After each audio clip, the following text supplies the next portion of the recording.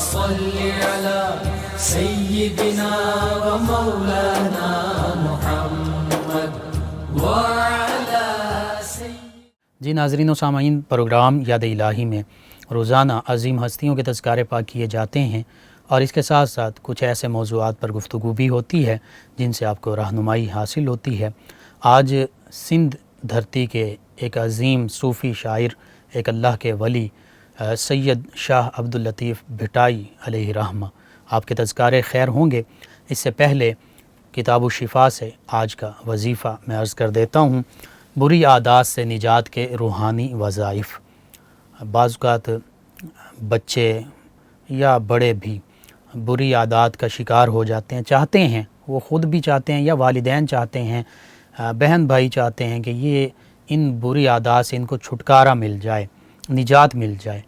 تو اس کے لیے چند وظائف جو ہیں، روحانی علاج جو ہے وہ میں عرض کر دیتا ہوں۔ سب سے پہلا روحانی وظیفہ اور روحانی عمل یہ ہے کہ 7 کنکریاں لینی ہیں۔ وہ 7 کنکریاں لے کر قبرستان میں جائیں اور ہر کنکری پر، یعنی 7 کنکریوں پر سورۃ اللہب، تبت یدا ابی لہب وتب ما اغنی عنہ مالہ وما کسب سیصلی نارا ذات لہب وامرأتہ حمالۃ الحطب فی جیدہا حبل من مسد۔ یہ پوری سورۃ مبارکہ ہر کنکری پر 14 مرتبہ پڑھیں، اور پھر آخر میں یہ کہیں کہ فلاں بن فلاں کی بری عادتیں دفن ہوں۔ اب یہ فلاں بن فلاں سے مراد یہ ہے کہ جس کے لیے آپ یہ عمل کر رہے ہیں، اپنے بھائی کے لیے، بیٹے کے لیے، کسی کے لیے بھی، کہ اس میں جو بری عادات ہیں یہ اس سے ختم ہو جائیں، ان سے نجات مل جائے۔ تو آپ نے 7 کنکریاں لیں، 7 کنکریوں پر 14 مرتبہ سورۃ اللہب پڑھی، اور پھر ان کو کسی پرانی جو قبر ہے اس میں ڈال دینا ہے، لیکن ساتھ یہ کہنا کہ فلاں بن فلاں کی بری عادتیں دفن ہوں۔ اب فلاں بن فلاں، اس پر اس شخص کا نام لینا ہے، اور بن فلاں میں اس کی ماں کا نام لینا ہے۔ تو یوں یہ کہتے ہوئے یعنی فلاں کی جگہ پہلا جو فلاں ہے اس کی جگہ اس شخص کا نام لیں جس کی عادات آپ چاہتے ہیں کہ بری عادات چھوٹ جائیں، اور دوسرے فلاں پر اس شخص کی ماں کا نام لیں، اور پھر ان کنکریوں کو کسی پرانی قبر میں ڈال دیں۔ یہ عمل 11 دن تک کرنا ہے۔ انشاءاللہ اللہ تعالی بری عادات سے نجات عطا فرمائے گا۔ یہ پہلا عمل ہے، پہلا وظیفہ ہے، روحانی عمل۔ یہ آسانی سے ہو سکتا ہے، یہ کیجئے۔ دوسرا طریقہ یہ ہے کہ اللہ سبحانہ و تعالیٰ کے چند ایک اسماء ہیں، ان کو کاغذ پر لکھنا ہے، اور لکھ کر جس شخص میں بری عادات پائے جاتے ہیں اور آپ چاہتے ہیں کہ وہ ان سے چھٹکارا حاصل کر لے، اس شخص کے تکیے کے اندر روئی کے بیچ میں رکھ دینا ہے، اور پھر وہ تکیہ اور کوئی استعمال نہ کرے۔ انشاءاللہ اللہ سبحانہ و تعالیٰ بری جو عادات ہیں ان سے نجات عطا فرمائے گا۔ اب وہ اسماء مبارکہ کیا ہیں؟ پہلی لائن میں 5 مرتبہ آپ لکھیں گے کاغذ پر، یا حفیظ یا حفیظ یا حفیظ یا حفیظ یا حفیظ۔ اسی طرح دوسری لائن میں 5 مرتبہ لکھیں گے، یا ودود یا ودود یا ودود یا ودود یا ودود۔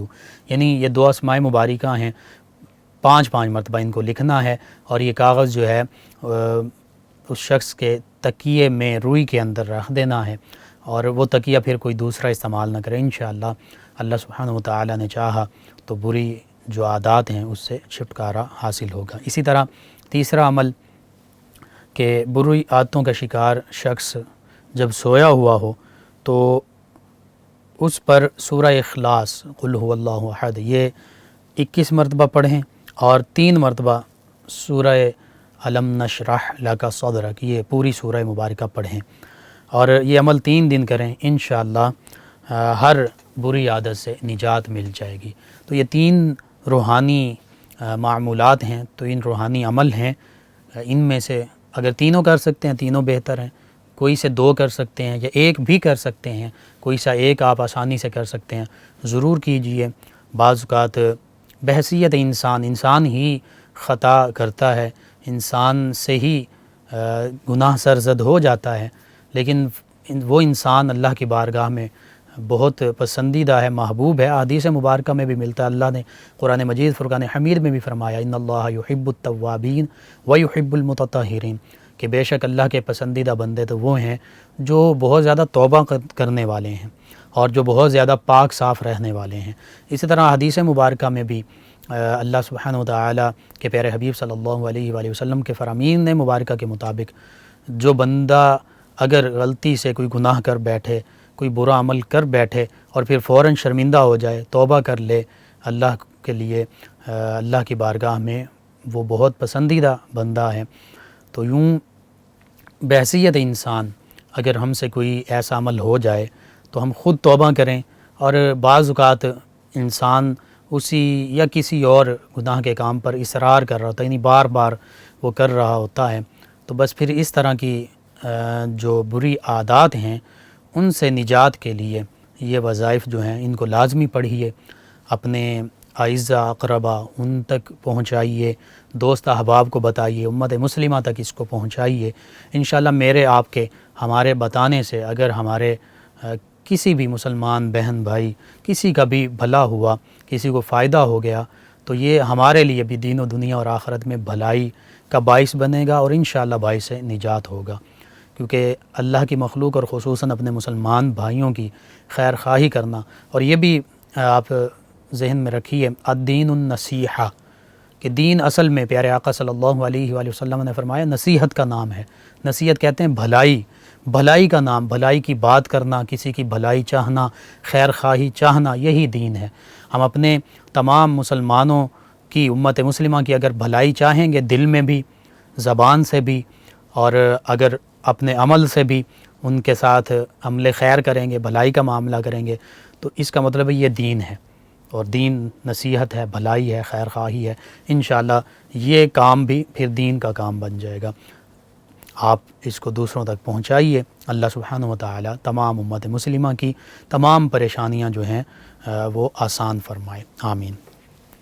جی ناظرین و سامعین، سید شاہ عبداللطیف بھٹائی علیہ الرحمہ آپ سادات کاظمیہ میں سے ہیں، یعنی سیدنا امام موسیٰ کاظم رضی اللہ عنہ، جو نبی محتشم صلی اللہ علیہ وآلہ وسلم، سیدنا علی المرتضیٰ کرم اللہ تعالی وجہہ الکریم، سیدہ فاطمۃ الزہرا طیبہ طاہرہ رضی اللہ عنہا، اور پھر سیدنا امام حسین رضی اللہ عنہ، سیدنا امام علی زین العابدین رضی اللہ عنہ، سیدنا امام محمد باقر رضی اللہ عنہ، سیدنا امام محمد جعفر صادق رضی اللہ عنہ، اور پھر سیدنا امام موسیٰ کاظم رضی اللہ عنہ، یہ سلسلہ نسب ہے ان عظیم ہستیوں کا۔ تو شاہ عبداللطیف بھٹائی علیہ الرحمہ کاظمی سادات میں سے ہیں، سیدنا امام موسیٰ کاظم رضی اللہ عنہ ان کی اولاد میں سے ہیں۔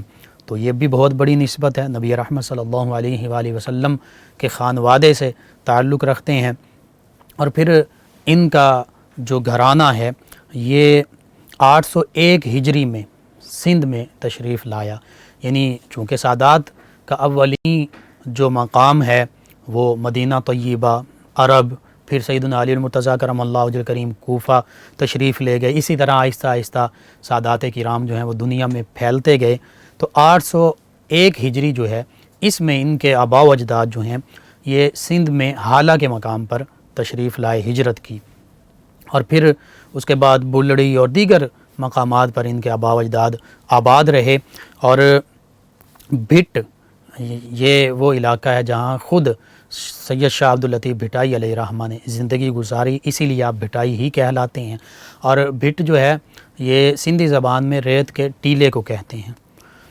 اب آپ چونکہ اللہ کے ولی بھی ہیں، سادات کرام میں سے بھی ہیں، اور آپ کے بارے میں یہ لکھا گیا، مورخین نے لکھا کہ آپ بظاہر کسی مدرسے میں نہیں گئے اور امی تھے بظاہر، یعنی کسی سے پڑھا نہیں، لیکن علم لدنی جو اللہ سبحانہ و تعالیٰ کی طرف سے بعض اوقات خاص طور پر علم عطا کیا جاتا ہے وہ آپ کو حاصل تھا۔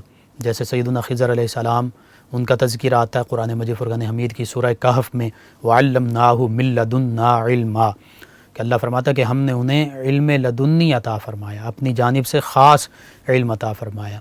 اسی طرح نبی رحمت صلی اللہ علیہ وآلہ وسلم نبی امی ہیں، آپ صلی اللہ علیہ وآلہ وسلم نے کسی بھی انسان سے کبھی نہیں پڑھا، کسی کی شاگردی اختیار نہیں کی، ڈائریکٹ اللہ سبحانہ و تعالی سے آپ کو قرآن اور دیگر علوم اور معارف اللہ سبحانہ و تعالی کی جانب سے عطا کیے گئے۔ اور پھر اس کائنات میں یہ حقیقت ہے کہ جہاں تمام لوگوں کے علوم کی انتہا ہوتی ہے، وہاں پیارے آقا صلی اللہ علیہ وآلہ وسلم کے علوم کی ابتدا ہوتی ہے، کیونکہ اللہ نے فرمایا الرحمن علم القرآن خلق الانسان علمہ البیان، کہ وہ رحمان ہے جس نے قرآن کی تعلیم دی، اور ڈائریکٹ کس کو تعلیم دی گئی؟ وہ پیارے آقا صلی اللہ علیہ وآلہ وسلم۔ اسی طرح سورہ نساء میں فرمایا وَعَلَّمَكَ مَا لَمْ تَكُنْ تَعْلَمْ وَكَانَ فَضْلُ اللَّهِ عَلَيْكَ عَظِيمًا۔ اے پیارے حبیب صلی اللہ علیہ وآلہ وسلم، آپ جو نہیں بھی جانتے تھے، اللہ فرما رہا ہے ہم نے آپ کو وہ سب کچھ سکھا دیا، آپ کو ہر چیز کا علم دے دیا۔ وَكَانَ فَضْلُ اللَّهِ عَلَيْكَ عَظِيمًا، فرمایا یہ آپ پر اللہ کا فضل عظیم ہے۔ ادھر دیکھیے عاص بن برخیہ سیدنا سلیمان علیہ السلام کے صحابی ہیں، ان کا جو علم ہے وہ کہتے ہیں کہ ھذا من فضل ربی، من فضل ربی، اللہ کے فضل میں سے تھوڑا سا یہ حصہ ہے۔ وہ تھوڑے سے حصے کے علم کا یہ اس کی مثال ہے کہ پلک جھپکنے سے پہلے آپ ملکہ بلقیس کا تخت جو ہے سیدنا سلیمان علیہ السلام ان کی بارگاہ میں حاضر کر دیتے ہیں۔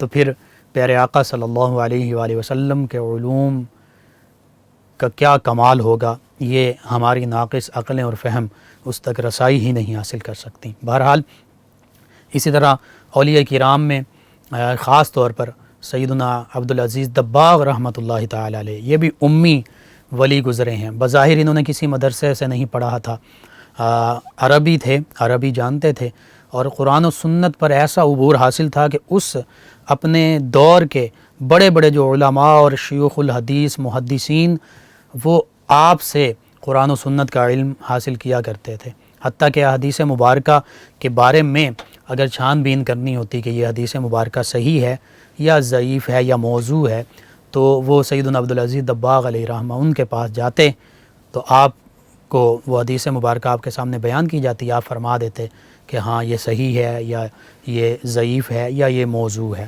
وضع کی گئی ہے، خود گھڑی گئی ہے۔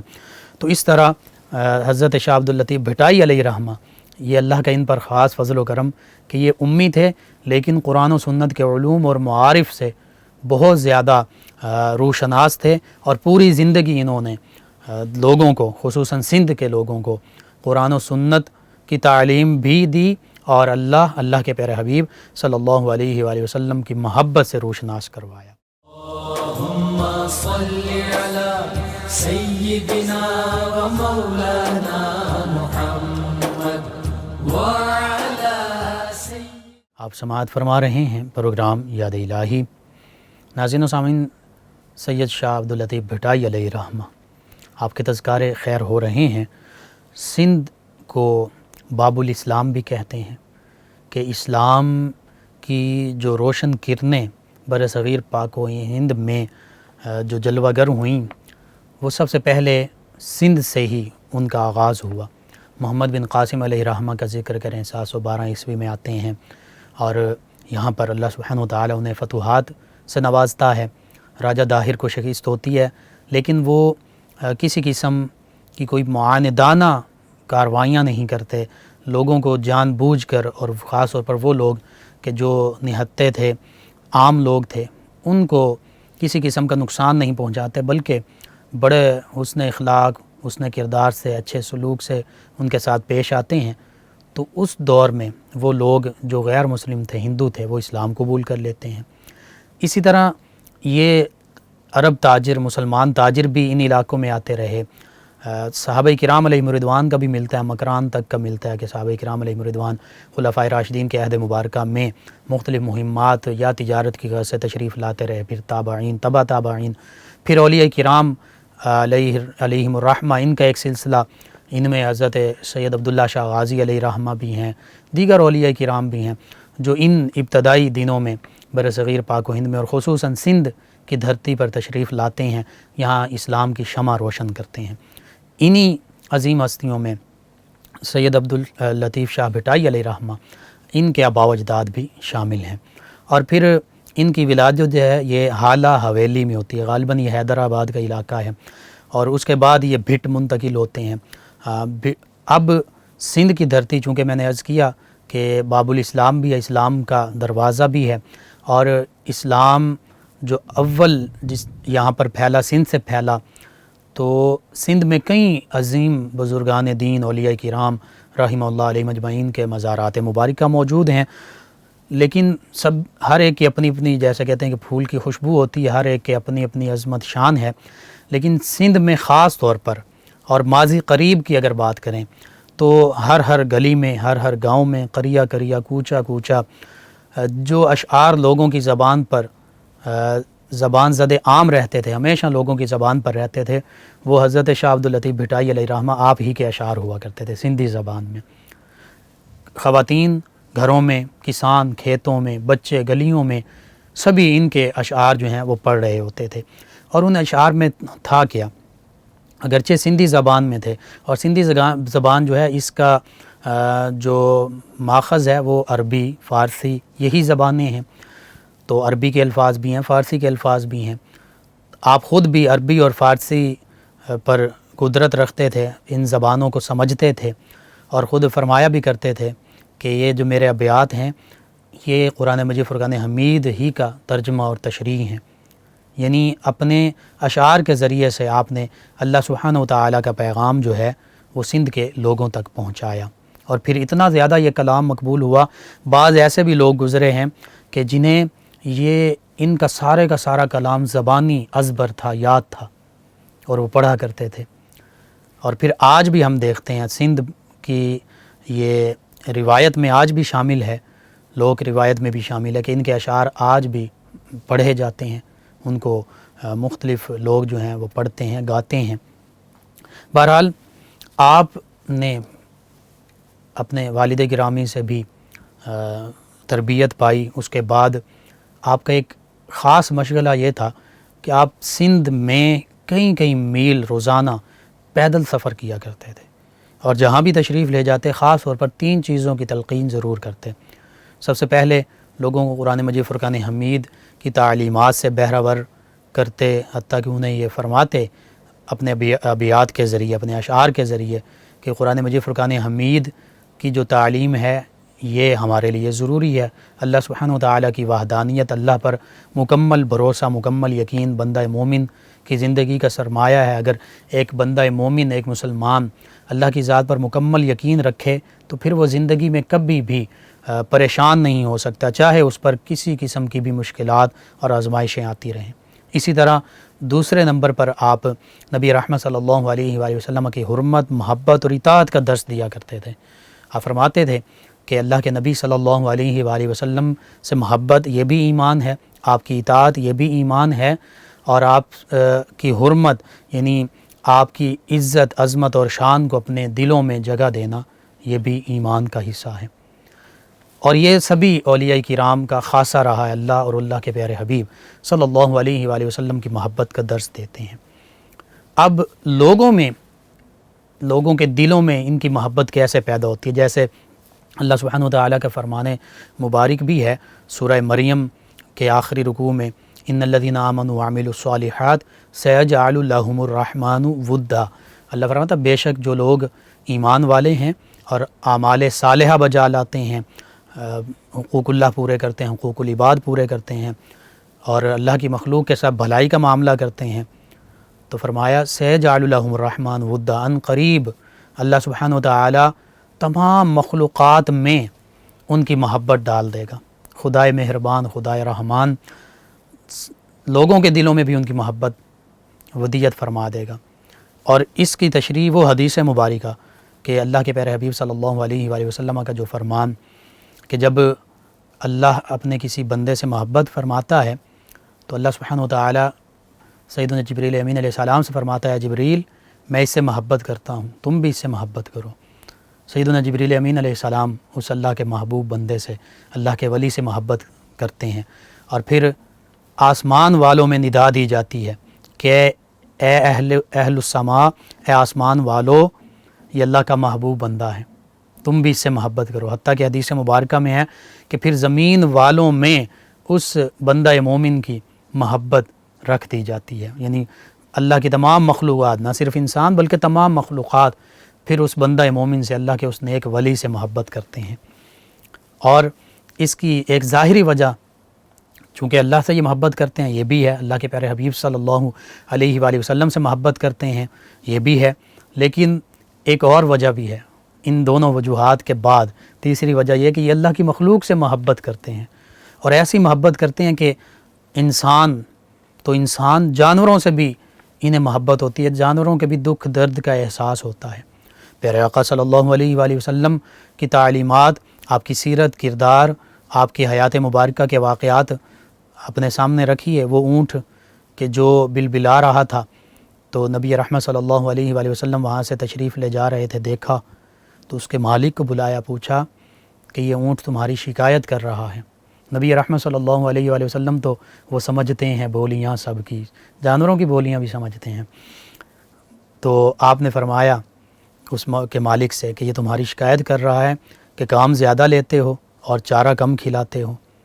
اسی طرح دیگر کئی واقعات ہیں۔ وہ گوہ جو آئی تھی جس نے نبی کریم صلی اللہ علیہ وآلہ وسلم کی رسالت کی گواہی دی، ختم نبوت کی گواہی دی، اللہ سبحانہ وتعالیٰ کی وحدانیت کی گواہی دی۔ اب دیکھیے اولیاء کرام علیہم الرحمہ، ان کو اللہ سبحانہ وتعالیٰ کیسے نوازتا ہے، ان کے دل میں درد کیسا ہوتا ہے۔ اللہ کی مخلوق کے ساتھ تو یہ بھلائی کا معاملہ فرماتے ہی ہیں۔ سید شاہ عبد اللطیف بھٹائی علیہ الرحمہ جہاں جاتے لوگوں کو محبت کا درس دیتے۔ ان کی اگر شاعری کو دو لفظوں میں بیان کیا جائے تو وہ ہے انسان دوستی، اللہ کی محبت، اللہ کے حبیب صلی اللہ علیہ وآلہ وسلم کی محبت، اور اس کے بعد انسان دوستی، کہ انسانیت کے کام آیا جائے۔ اور پھر ایک موقع پر شاہ بندر کا ایک علاقہ سندھ میں، یہ وہاں تشریف لے گئے تو وہاں پر شتربان موجود تھے، اونٹوں کو چرانے والے۔ اس علاقے کا حاکم جو تھا وہ بڑا ظالم تھا، وہ اپنے علاقے میں لوگوں کو یوں آنے نہیں دیتا تھا، تو وہ یہ کرتا تھا کہ جانور جو آتے تو ان جانوروں کی ٹانگوں کے ساتھ روئی کے گولے باندھ دیتا اور پھر آگ لگا دیتا، وہ جانور بلبلاتے چیختے۔ اب یہ جو شتربان وہاں موجود تھے، اونٹ ان کے پاس ہیں، تو اس ظالم حکمران نے ان کے ساتھ بھی یہی عمل کیا، ان کے اونٹوں کی جو ٹانگیں ہیں ان کے ساتھ روئی کے گولے باندھے اور آگ لگا دی گئی، آگ سلگائی گئی۔ وہ اونٹ جو ہیں وہ چیخنے لگ پڑے، وہ بلبلانے لگ پڑے۔ حضرت شاہ عبد اللطیف بھٹائی علیہ الرحمہ وہاں موجود تھے، آپ نے وہ چیخ و پکار سنی تو آپ نے پوچھا کہ یہ کیا معاملہ ہے، یہ کس کی چیخیں ہیں؟ تو بتایا گیا کہ اونٹ جو ہیں، ان شتربانوں نے بتایا کہ یہ ہمارے اونٹ ہیں اور یہاں کا جو ظالم حکمران ہے اس نے یہ معاملہ کیا ہے، ان پر ظلم کر رہا ہے۔ تو آپ نے کیا فرمایا؟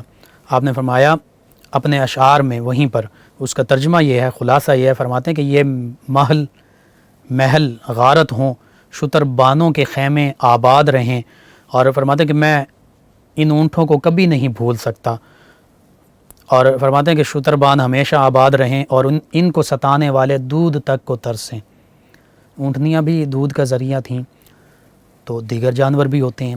پھر ان اونٹ والوں سے، شتربانوں سے مخاطب ہو کر آپ نے فرمایا کہ میرے بیٹو، کچھ دن نہیں گزریں گے کہ اس قوم کے محل ویران ہو کر اونٹوں کے بیٹھنے کی جگہ بنیں گے۔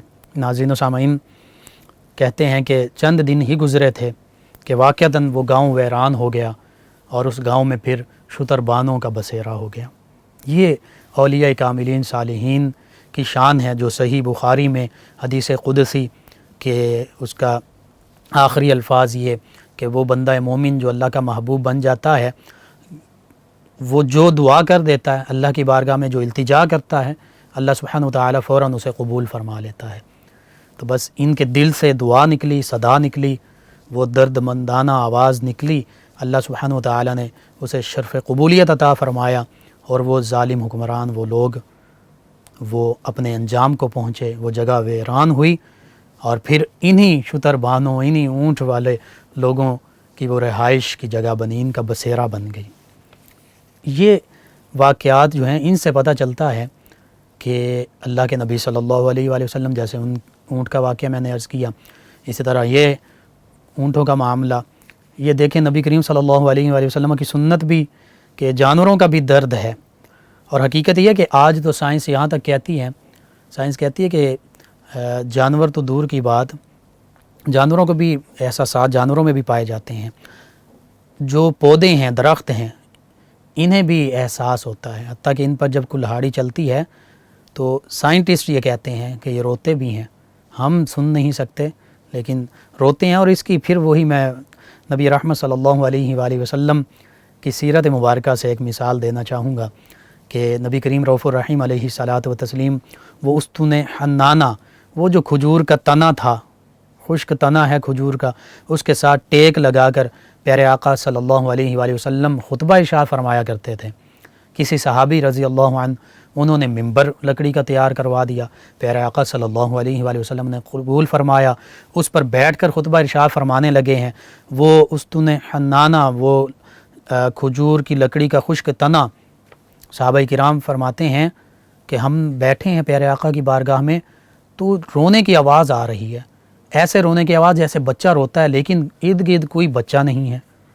تو نبی رحمت صلی اللہ علیہ وآلہ وسلم ممبر سے نیچے تشریف لاتے ہیں، وہ کھجور کا تنا رو رہا تھا، اس کو اپنے سینہ مبارکہ سے لگاتے ہیں، حتیٰ کہ حدیث مبارکہ اور سیرت کی کتابوں میں موجود فرمایا کہ اگر تم چاہو تو یہیں دنیا میں رہو یا تمہیں جنت کا حصہ بنا دیا جائے۔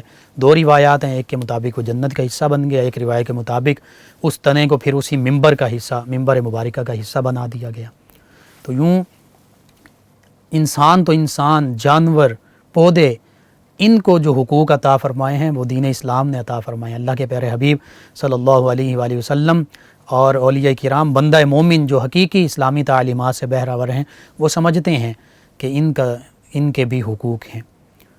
یہ سید شاہ عبداللطیف بھٹائی علیہ رحمہ کی زندگی کا ایک واقعہ کہ جس سے ہمیں پتہ چلتا ہے کہ جانوروں کے ساتھ اتنا انہیں محبت اور ان کا درد ہے، اتنا اچھا سلوک، تو پھر انسانوں کے ساتھ ان کا معاملہ کیسا ہوتا ہوگا۔ اسی لیے تو آج بھی لوگ انہیں یاد کرتے ہیں۔ اللہم صلی علی سیدنا و مولانا محمد وعلی آپ سماعت فرما رہے ہیں پروگرام یاد الہی۔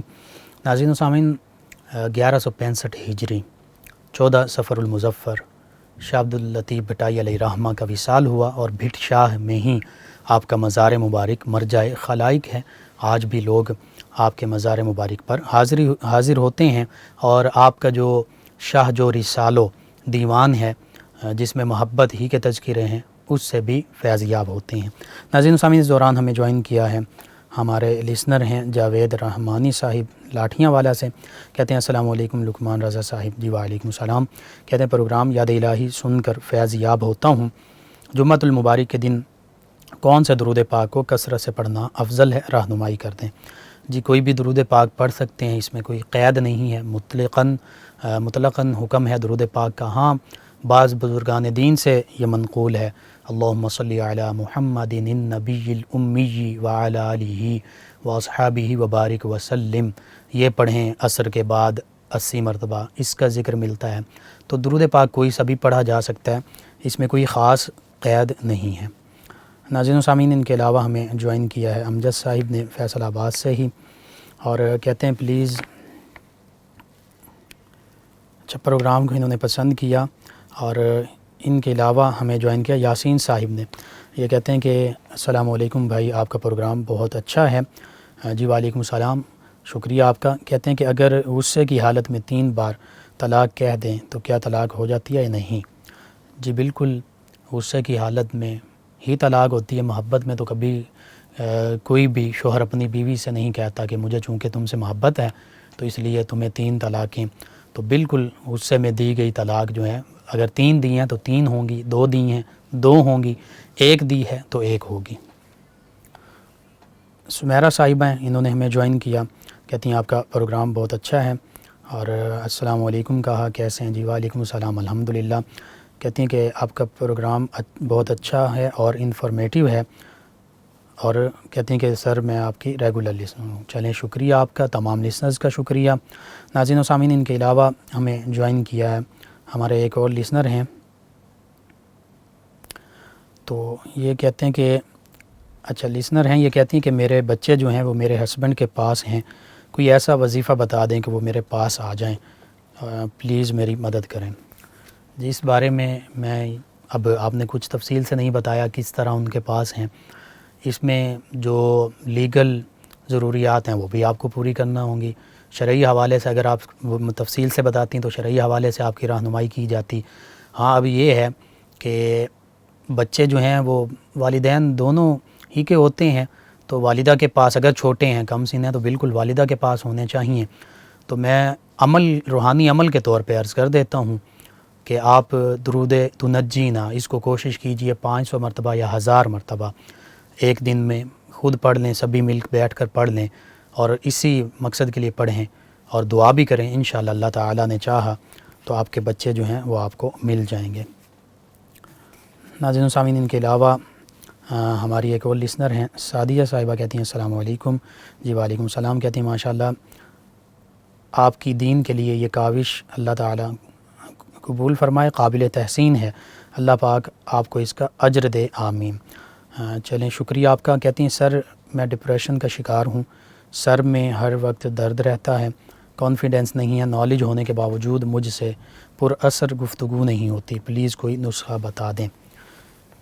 اس میں عرض کرتا ہوں، ایک تو آپ قرآن مجید فرقان حمید کی تلاوت اور دیکھ کر کریں، دوسرا نماز 5 وقت پڑھیں اور درود پاک کی کثرت کریں۔ انشاءاللہ یہ 3 چیزیں آپ اس کو معمول بنا لیں اور اللہ کا ذکر کر سکتے ہیں، کوئی بھی اللہ کا اسم مبارکہ اللہ بھی پڑھ سکتی ہیں، اس کو معمول بنائیں۔ انشاءاللہ اللہ سبحانہ و تعالیٰ نے چاہا تو آپ کے تمام جو مسائل ہیں وہ بہتر ہو جائیں گے، ان میں اللہ سبحانہ و تعالیٰ آسانیاں عطا فرمائے گا۔ سدرا صاحبہ ننکانہ صاحب سے کہتی ہیں آپ کا پروگرام بہت اچھا ہے۔ جی شکریہ آپ کا۔ کہتی ہیں بھائی جب ہمارے مسئلے حل ہو جائیں گے ہم انشاءاللہ 5 وقت نماز پڑھیں گے اور آپ کو دعا دیں گے۔ جی اللہ تعالیٰ آپ کے مسائل حل کرے، یہ کوئی کنڈیشن تو نہیں ہے، شرط تو نہیں ہے کہ مسئلے حل ہوں گے تو پھر ہی نماز پڑھنی ہے، نماز فرض ہے، ہر حال میں فرض ہے، تو 5 وقت نماز پڑھیں۔ انشاءاللہ نماز پڑھیں گی تو اللہ سبحانہ و تعالیٰ اپنی یاد کی بدولت آپ کے مسائل جو ہیں وہ حل فرما دے گا۔ ناظرین سامعین، ان کے علاوہ ہمیں جوائن کیا ابابیل صاحبہ ہیں غالباً فیصل آباد سے، کہتی ہیں السلام علیکم لقمان بھائی۔ جی وعلیکم السلام، کہتی ہیں بھائی خدا آپ کو بہت اجر عطا کرے اور پروگرام میں بہت شوق سے سنتی ہوں۔ جی آپ تمام لسنرز کا آپ کا بہت شکریہ کہ آپ پروگرام کو سماعت کرتے ہیں، اپنے فیڈ بیک سے آگاہ کرتے ہیں اور ہمارے پروگرام کا حصہ بنتے ہیں، ہمارے پروگرام میں شامل ہوتے ہیں۔ اللہ سبحانہ و تعالیٰ سے یہ دعا ہے۔ مبشر صاحب نے بھی ہمیں جوائن کیا، یہ کہتے ہیں کہ تیسرا وظیفہ جو ہے بری عادات سے نجات کا یہ بتا دیں۔ تو یہ ہے کہ جس شخص میں بری عادات ہوں، جب وہ رات کو سویا ہوا ہو 21 مرتبہ سورہ اخلاص اور 3 مرتبہ سورہ علم نشرح یہ پڑھیں، 3 دن یہ عمل کریں اور اس پر دم کر دیں، پھونک مار دیں، انشاءاللہ اللہ سبحانہ و تعالیٰ بری عادات سے نجات عطا فرمائے گا۔ اللہ سبحانہ و تعالیٰ سے دعا ہے کہ اللہ تعالیٰ آپ کی تمام امت مسلمہ کی تمام جو پریشانیاں ہیں وہ حل فرمائے، اس میں آسانیاں عطا فرمائے، آمین، اور اللہ تعالیٰ تمام عالم اسلام کو سربلندیاں عطا فرمائے۔ ناظرین و سامعین، پروگرام کا وقت ختم ہو جاتا ہے، انشاءاللہ کل صبح 8 بجے دوبارہ آپ سے ملاقات ہوگی۔ پروگرام یاد الہی میں اپنے میزبان محمد لقمان رضا اور ہماری ٹیم کو اجازت دیجیے۔ اللہ نگہبان۔ اللہم صل علی سیدنا و مولانا